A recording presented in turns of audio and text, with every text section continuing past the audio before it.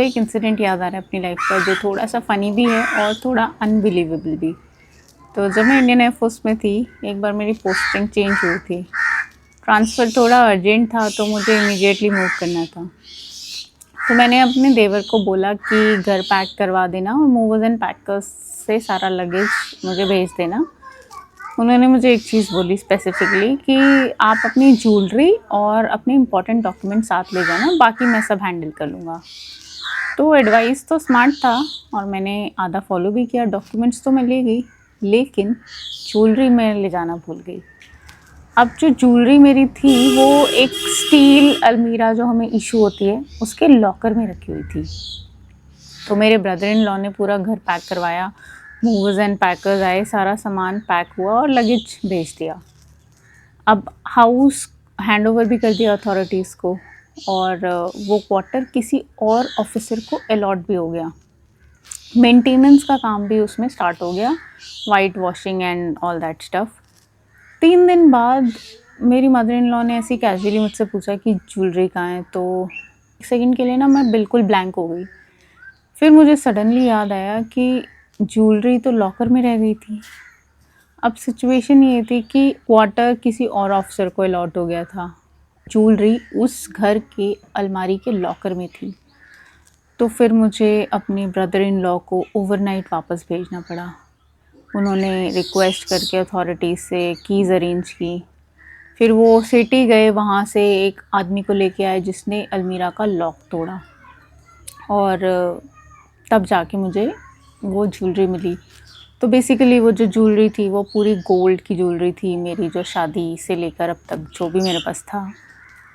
लेकिन इसमें इंटरेस्टिंग क्या है ना, वो ये है कि मुझे एक मिनट के लिए भी ना थोड़ा सा टेंस फील नहीं हुआ।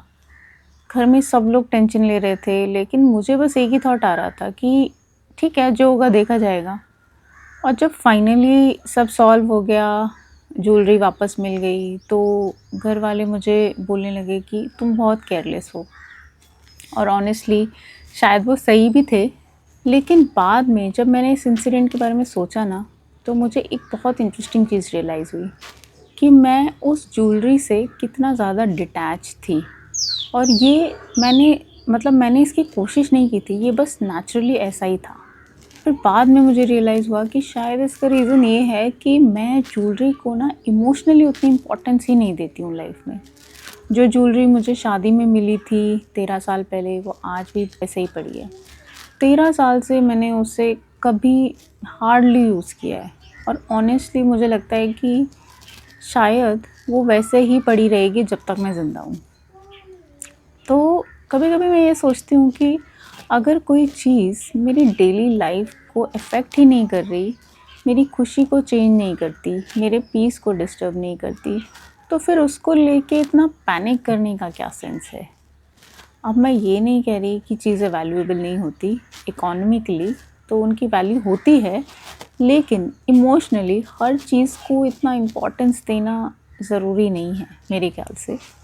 और जब मैंने इस बात को और डीपली देखा ना, तो मुझे ये रियलाइज़ हुआ कि ये ज्वेलरी नहीं, ये मेरे साथ लाइफ में बहुत सारे मैक्सिमम पोजीशंस के ऊपर अप्लाई करता है कि मेरा रिलेशनशिप पोजेशंस के साथ ऐसा ही है, चाहे वो पैसा हो, चाहे वो घर हो, कार हो, प्रॉपर्टी हो।